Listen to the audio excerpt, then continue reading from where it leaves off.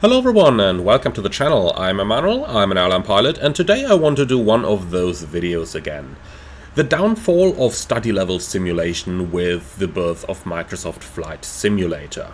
Now, this video is not going to be about bashing any developer or anything, but it is purely my personal perception of the flight simulation market and of what is going on, and I'm very much looking forward to your input at any point in the video. So if you do feel that your opinion differs in a certain point from mine, then please do put it in the comments below, as I'm really looking forward to your opinions on this one. Now, let's talk about the downfall of study level simulation. When Microsoft Flight Simulator was released in 2020, we came out of an environment where we've been stuck with Lockheed Martin's Prepared for a longer while, and in that one we had some very good study level aircraft. Thinking about the Flight Simlabs A320, the PMDG line of aircraft, with the 737, 747, 777, then we had the Leonardo Mad Dog, we had the Majestic, Dash 8 Q400 and others. And all of those were really highly sophisticated aircraft, but we're talking about a time of about 2015, 2016 over here. Now we're sitting in the year of 2024, and Microsoft Flight Simulator has been around for 4 years' time. Now, at almost the same time, in May 2022, we saw 3 very good study level aircraft released for our sim, which were the Leonardo MD-80, followed by the PMDG Boeing 737 and the Phoenix Simulations A320, all of which were very good aircraft at the time of their release. But if we're honest, none of them was really mind-blowing compared to what was available in P3D at the time. To this date, the PMDG 737 has slowly caught up to its predecessor. However, in my personal opinion, the electronic flight bag in the P3D version was still more complete than what we have in the Universal Flight Tablet right now. The Phoenix A320 is a good simulation, but still hasn't caught up to the innovative features of the Flight Simlabs Airbus, with things like their icing simulation, like the Flight Simlabs cabin simulation and stuff like that, and also their sounds still behind. And then you've got the Mad Dog, well, which is doing good progress, but let's be honest over here, it's a Mad Dog. It's not the airplane that most flight simmers are really looking for. And ever since we've seen those 3 study level aircraft released, we basically haven't gotten any real new study level simulation. We got a couple newcomers on the block here with indie builds who are slowly building themselves up into the higher level simulations, with the A310 coming first through MSFS, but still a little basic, even though I would say a very good medium level. Then we got the A300, which is still a good medium level, but has a couple of features which are really going into the study level direction, such as their wear and tear functions for the engines and for the wheels, but there hasn't really been anything mind-blowing released since MSFS came out that would really have set a new bar, like back in the day the Flight Simlabs Airbus did when it came out in P3D, or the Majestic Dash 8 Q400 back in FSX did. Now, on the other end sides in Microsoft Flight Simulation, we have seen some awesome progress. If you think about sceneries, for example, towards the end of the Prepared days, we only had very few developers building very high-end sceneries like Flight Beam, like Flight Tampa, and so on. And of course, not to forget OrbX. Now we're standing here in Microsoft Flight Simulator and looking at OrbX's Gladstein Airport that I've just loaded for the purpose of this video, and we're looking at very high quality sceneries where we have seen that real revolution that I was talking about. Nowadays, sceneries like this, with awesome interiors, with very high definition textures on the outside, have more or less become the standard. Now, those kind of sceneries, like you can see over here, have really been a leap in scenery development compared to what we had back in the P3D days.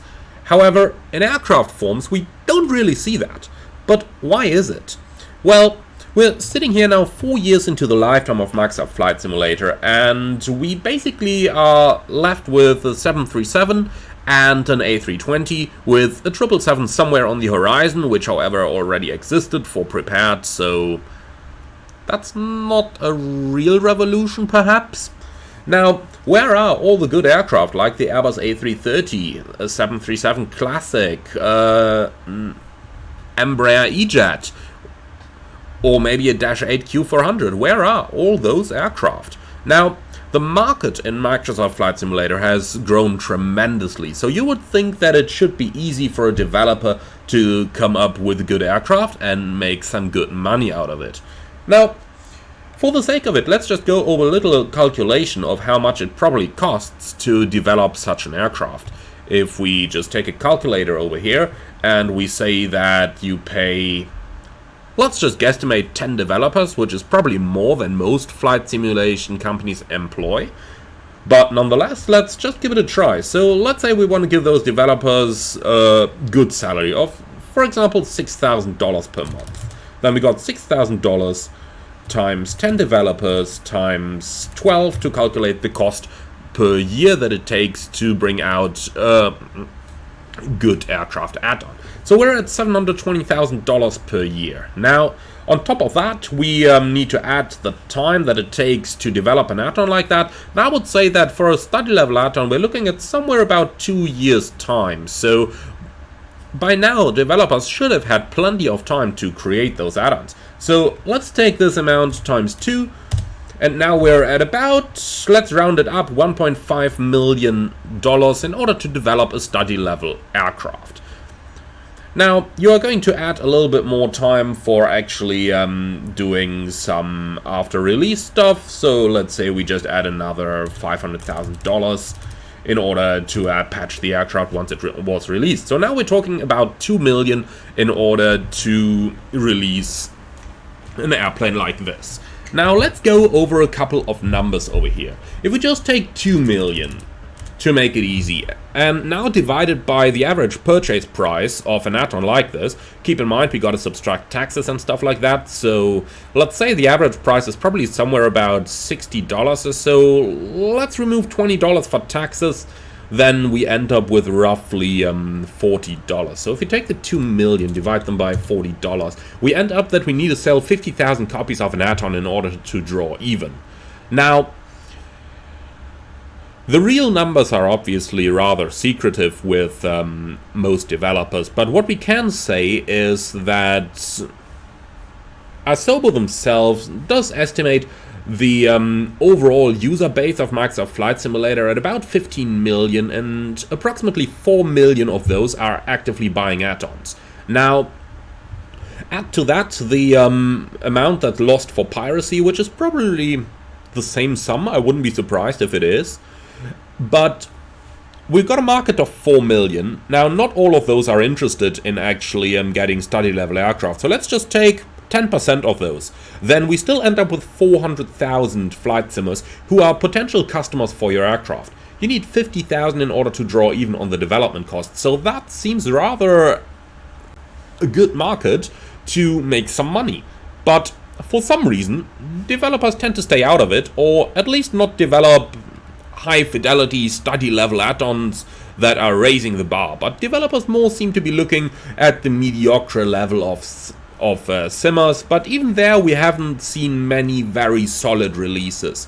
Now, there are a couple of niche products that have found their way into the market, like for example the analog aircraft released from Just Flight, like the Fokker 28 or the analog series from Black Square Simulation, which do have a very good standing in the market, but they are still rather niche products, probably not selling as many copies as we have just guesstimated for the, let's call it, glass cockpit jet airliner market.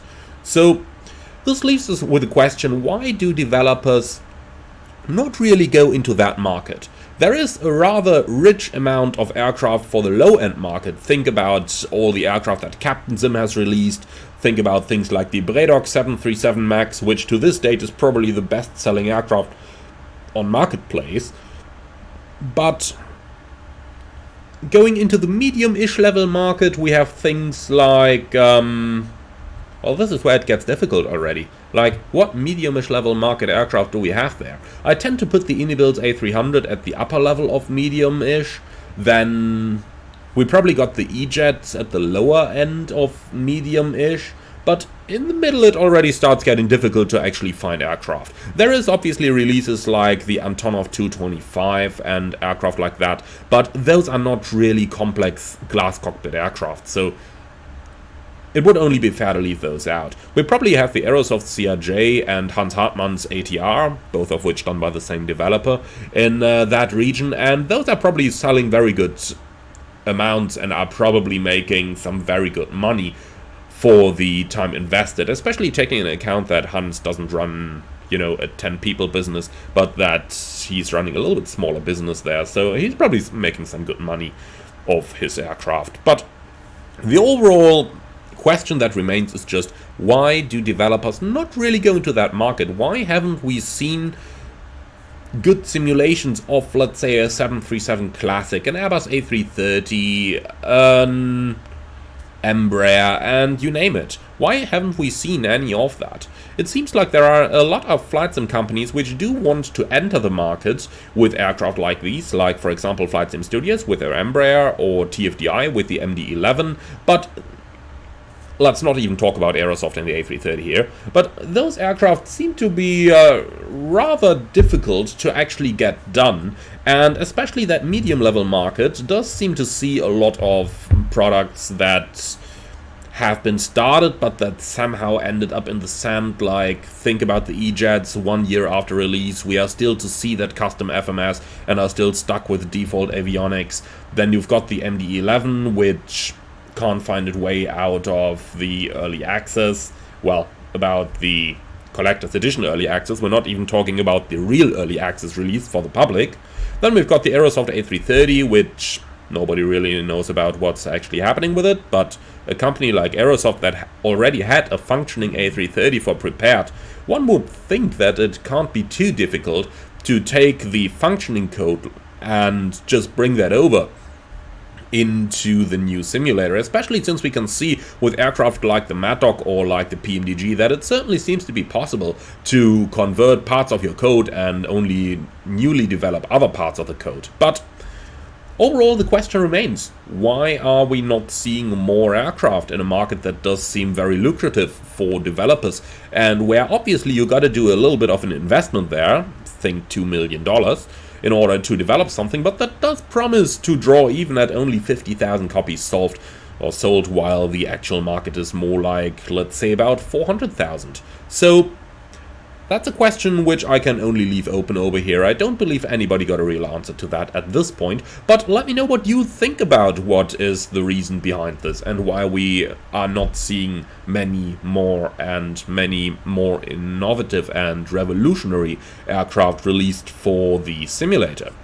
Now, that's going to be it for today's video. I will leave it open with a question because I, at least personally, couldn't find any real answer to it, so let's see if you might have some different inputs. Why did we see a revolution in scenery design, but not so much in aircraft design?